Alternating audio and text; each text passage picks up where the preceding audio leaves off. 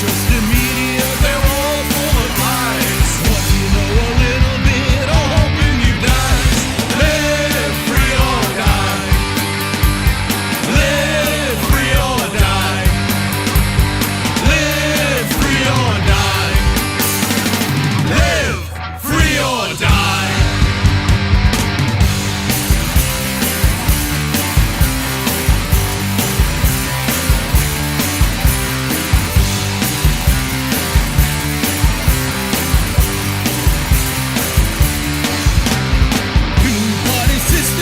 What the hell is that? Vote's just the same, nothing but a crap. They tell you what to think, they control what you see. Why don't you think and heard it on TV? I said live free or die. Live free or die. Live free or die. Live free or die. Hello everyone, welcome to another exciting edition of Hardfire TV. My name is Cameron Weber. I'm an economist and historian and the producer of Hardfire Media. Thank you for watching. This is the second series of programs we are doing about entrepreneurship and especially about small business. The first one was on the newly created Moonrise Bakehouse near the 9th Street subway in Sunset Park about 2 years ago. You can find this one, like all of our other shows, on YouTube. The shows also appear monthly on Brooklyn Free Speech Cable, TV, and streaming through the BRIC Media Arts House. Today we are again in Sunset Park, this time along the waterfront at Frankel's, which has been here for 131 years. Since 1890. We have as our guest on the show Erik Frankel, the fifth generation of proprietors of this iconic Brooklyn establishment. In 1890, Brooklyn was still an independent city. This ended in 1898 with a power grab by central planners. I learned of Erik from a mutual friend who has appeared on several Hardfire shows during this COVID era. I live just up the street from here and have been walking by the shop forever as an excuse to go to Bush Terminal Park and walk around. I noticed they were very high-tech and had excellent work boots and clothing and had Brooklyn history books in the window. It's an honor to have Erik on the show. Okay, Erik. Erik Frankel, welcome to the show. There's the camera. Welcome to Frankel's. Thank you. Erik, thank you for appearing on Hardfire TV. Thank you for having me. Right. Erik, can you, so Erik is the fifth generation proprietor of Frankel. My son's the fifth, I'm the fourth.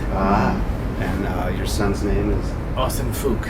Austin Fook, and he's just started... he just started school. He just started school up the street here in Sunset Park, right? Yeah, 7th Ave. 7th Ave, which is near where we live. Yeah. Right up the hill, yeah. So, Erik, I met you through a friend, and I watched the video that you put on erikfrankel.com, which is a beautiful history of Sunset Park over the 131 years that Erik's family has lived and worked here and owned and managed this store. Would you like, so we're here to make small business safe again in New York City, right? Absolutely. Right. Can you give us a tour of your store? What are your favorite items? What sells the best? What unique services do you provide? Who are your competitors?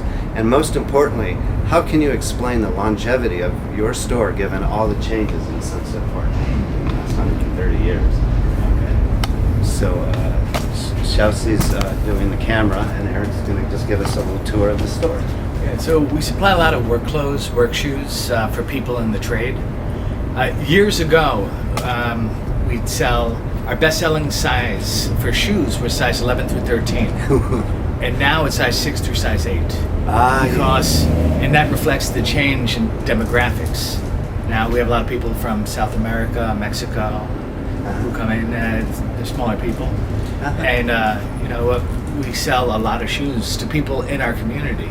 Shoes is a big thing. Yes. Yeah, right. What's amazing is a lot of these people, they come in, they work in construction, they build homes, but in other districts. Mm-hmm. Well, and hardest working group of people.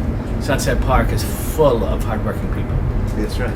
Yeah. We call them struggling immigrants. Yes. Years ago, when the piers were open, we used to supply. My father, he speaks Norwegian, Malay, a dozen different languages, because he used to speak to the people who would come from all over the world and buy clothes and go back to Brazil, go back to. Oh, they come in on the ships. Yes. Stuff from Frankel's. Yes. Right. So we supplied a lot of other countries with clothing throughout the years. We were famous in Greece and Italy. Actually, the first thing I learned to say in Greek wasn't the curse words. It was, you have to pay sales tax. Prepre ne proso foro. Yeah. The first thing I learned in French is il faut remplir la fiche. You got to fill out the form. Oh, yeah. So we used to supply a lot of the boats. Most people don't realize they shut the piers. Right. And do you know why? I have an opinion of why the piers were.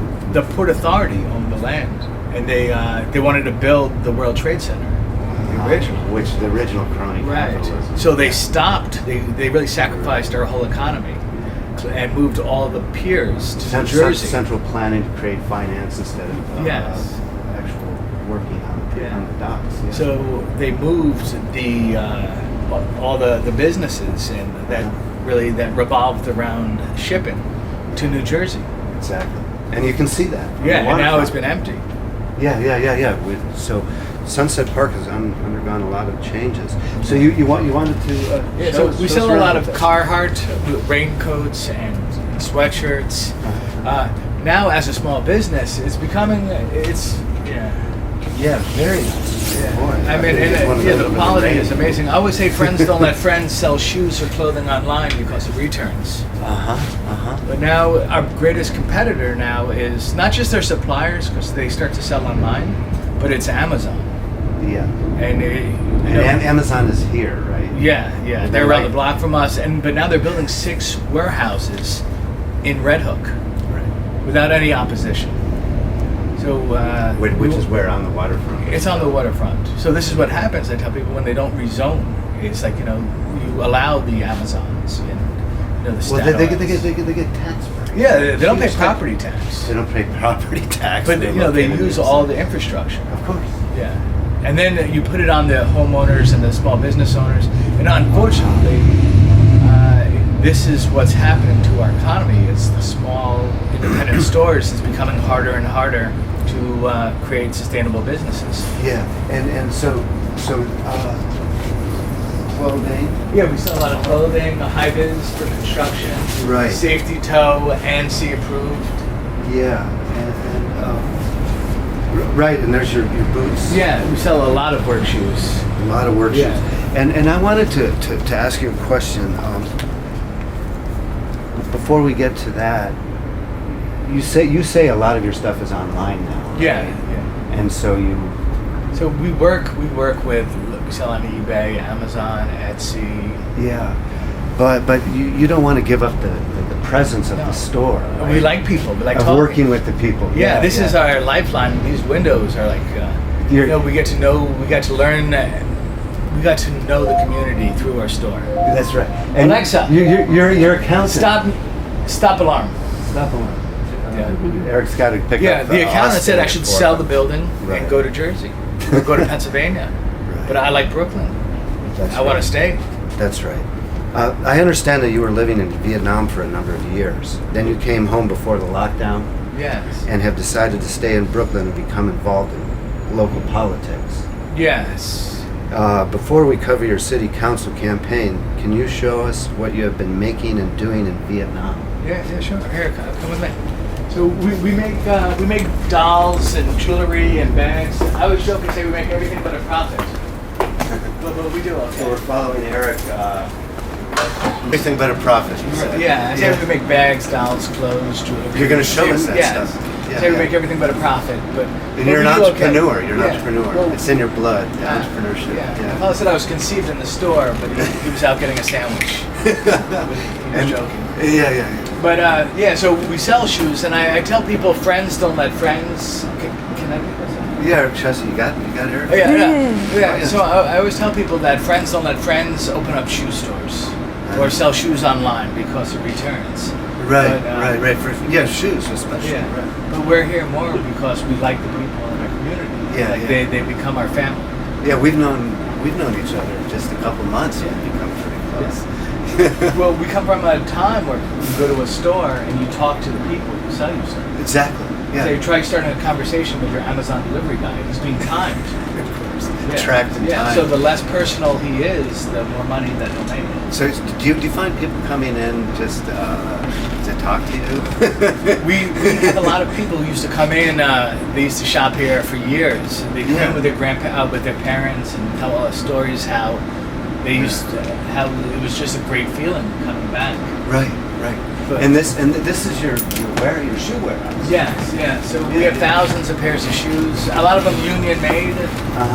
Thoroughgood. It's a great company. Yeah. So it's made in Merrill, Wisconsin. And still, shoes. And is Red Wing. Now, most of Red Wing went overseas. Now the boots are made in China and Vietnam. I had an uncle who worked at a Red Wing shop in Minnesota. Oh yeah. Yeah. It's not. I tell people it's not the same Red Wings that your grandma used to wear. Because now I don't know if you're familiar with Herman Survivors. It was a great shoe company. They went overseas. The quality went down, and then Walmart ended up buying the name, I believe. And you were overseas in Vietnam yourself. Yeah. So I knew how to sell shoes. I say if you could sell shoes online, you could sell anything. So we would sell shoes. We would manage the database for these companies, and then high tech. Yeah. Very high tech. And then we started making stuff. We make jewelry. I created upstairs, right? Okay, We show it upstairs. I created We're right here under the humongous Brooklyn Queens Expressway. Yes. I always say it sounds like the ocean with potholes. It's beautiful. Yeah. So now we're going to go upstairs, and Eric's going to show us the stuff he's been doing in Vietnam.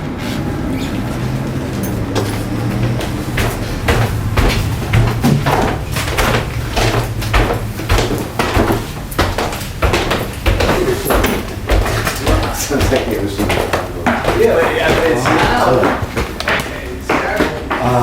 Chelsea, maybe is it still on? Yeah. Yeah. Great. Look at the beautiful Brooklyn space. And this is one of Eric's storerooms that he's going to So that's tell us about. These are some of the dolls we make. So they're hand knitted, and we employ people with disabilities, physical disabilities, who were affected by Agent Orange. So we help people create sustainable businesses, because if you can make a product and you don't have a way to market it internationally in Vietnam, your business is like a carton milk with an expiration date on it. So we teach them how to knit, and then we help them sell on Amazon, eBay, Etsy, so that they could have cash flow. Right. And so they could stand on their own. I tried doing similar projects like this in New York. But and who's running the store now that you're here?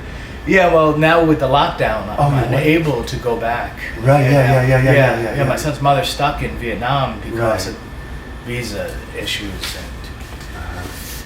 and also with the lockdown, they stopped. There's no flights. Right. So it's been a long year and a half.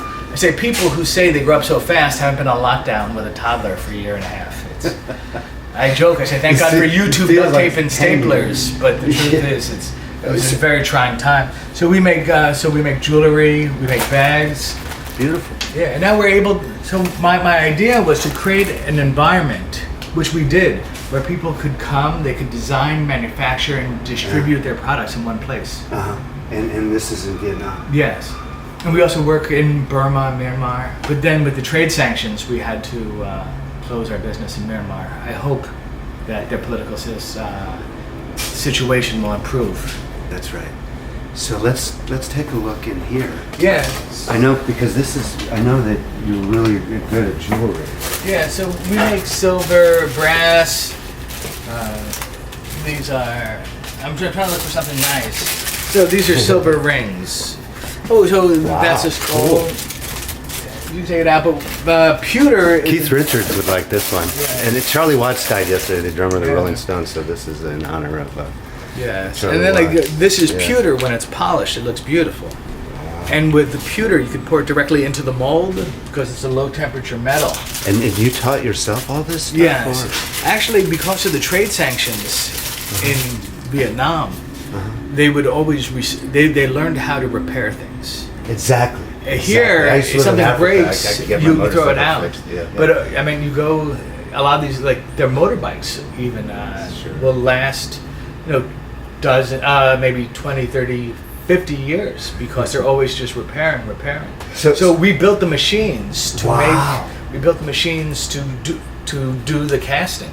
So we cast silver, pewter, brass, bronze. Beautiful. No gold. So I can keep track of my motorbike helmet, which is this big. If I did gold, yeah. And so, but you told me you had 200,000. Yeah, we have 200,000 SKUs, but we also sew, we print. Here, for example, this is. Yeah. And so this is the accumulation. Yes. 7 years of work. No, 15. 15 years. Yes. Yeah. So we have direct-to-garment printers. So we sew, we could print. We had a tremendous advantage over our Western counterparts because we could manufacture on demand, and then we can ship from Vietnam to New York within 3 business days. Yes. Alice in Wonderland. Yeah. Which the copyright did expire on that. Oh, really? It did. Not unlike Disney Corporation, Yes. which keeps going. I mean, Disneyization. So we also sell coffee, tea. I mean, our marketing strategy is we took as many ideas as possible. You throw it against the wall, and you see what sticks. That's entrepreneurship. Exactly. Yeah. And you used to teach entrepreneurship. Yeah. So I go to universities, even high schools, and business trade shows, and talk to. I volunteer and just show people like it's possible to create sustainable businesses. Yeah. That you don't have to rely on the government, which I find it kind of ironic because basically I've been teaching capitalism in the Socialist Republic of Vietnam for 15 years. Now I come back, I'm running against democratic socialists. And so that's Erik is running for office for city council in District 38 in New York City, which is exactly where we are right now, on the waterfront in Sunset Park. Yeah. And Erik Frankel has been showing us his store and his entrepreneurial ideas, and it's beautiful. I wish we could see all 200,000 items. We can have see the it on basement called erikfrankel.com or Yeah, I'll send you a link. yeah, no. Yeah, but right now it's in. We had to take down. Frankel's got it. No. It's mostly on Amazon, and eBay, and Etsy. We put it all over the internet. The thing is, because of the last month with the lockdown, we took down our site just because of production. You're not allowed to leave your house in Vietnam because of the sanctions. Of the virus. Wow. Yeah. So, But we still have a lot of products out there. speaking of democratic socialism, Yeah. yes. Why don't we go back downstairs and then we're going to talk about your campaign? Okay. Yeah. Yeah. Air conditioning down there. And beautiful. Yeah.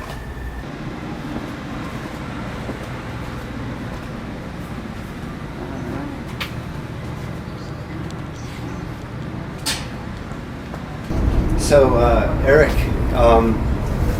when we first met, you told me you were running for New York City Council to represent this district, 38, Yes. for the November 2021 elections. I assume this is not a one-time thing. This is the first time I partook in a general election or in any election. Yeah. I didn't want to. I just felt that in order to get transparency, I have to run, and I think I can do a better job. Yeah, this is Erik's business card, or campaign card, and it says, "I am a small business owner who wants to stop the political elite from destroying our community." Yeah. And so that's what we're going to talk about. Tell us about the changes you see in the community which you think are inequitable and unfair. Why are you running for office? How does this relate to you being a small business entrepreneur? And if you are, and when you are, elected to the city council, what policy changes do you advocate?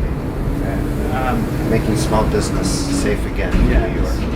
Well, I see. I was watching our politicians talk about how small business is the backbone of our economy. The heart and soul of Brooklyn, and then they tax us unfairly. And then, even with Industry City, they said that it was going to cause gentrification, and then they stopped it. And when I found out the real reason is because other companies wanted the land. that they want a state-controlled economy, it really, I thought it would have been better for the community than a wind turbine factory. And that's what happened. That's who these people are. That's the board of Equinor, formerly known as Statoil. It's owned by the Norwegian government. And they had lobbied our politicians and our community activists. And I think that the community was greatly misled. And when I saw that, I said, this is not acceptable. There needs to be opposition. And I said, to complain to politicians, if you could find them, The fix is in. does nothing. Complaining about them does nothing. So I said, screw it, I'm going to replace you. Right. So I'm going to replace you. And you were, this is Amazon. You said, I know Amazon has a huge depot Yeah. there. You say they don't have to pay real estate tax. Yeah, large companies don't have to pay property tax if they develop for at least 20 years, I believe. Yeah, that's corporatism. Yes. The United States we want- turned into corporatism, where big business gets special breaks and small business suffers. Yeah. See, I never really watched baseball growing up because my father never got over the Brooklyn Dodgers leaving Brooklyn. But they say that the only thing that stops good pitching is good hitting. And the only thing that stops homelessness is home ownership. And they won't help people create home ownership. And not only that they won't help them, they prevent it. So if we're able to rezone Sunset Park for first-time homeowners, Right. turn them into co-ops and condos, Right. people wouldn't have to work 60 hours a week to pay their rents, Right. to live in an apartment that they can't afford. Maybe married to a woman that they don't like. So then that's the New York City problem. Yeah, but it's like, I guess you spend so much time doing things that you don't want to do. So that you don't like want to see rezoning in Sunset Park to Yeah. allow home ownership Yeah. and small businesses, Yeah, we as need opposed to homes. being crowded out by the large corporations Right. who have to pay taxes. Right, I feel like the city and their nonprofit organizations. And you walk around and see this every day. Everywhere I look, I see corruption. Yeah. I think the city and their nonprofit organizations are trying to have a monopoly on housing. Everything, housing, education, And jobs, business, yes. job creation. The whole idea behind jobs itself is a false notion because people want to be entrepreneurs and self-reliant. What I found was that a lot of our community activists are actually dependent on the state. So they're not Boy, community. you're really young and naive. You know what? When I was young, I just focused on work. Right. And then because of And then I started doing research, and I realized that they don't do a good job hiding the hypocrisy and the lies the hypocrisy was what gets me. Yeah. Hypocrisy. and the virtue signaling. And, they said that they're doing this for the community, but really they're doing it for The tentacles of the party. It's all partisan politics.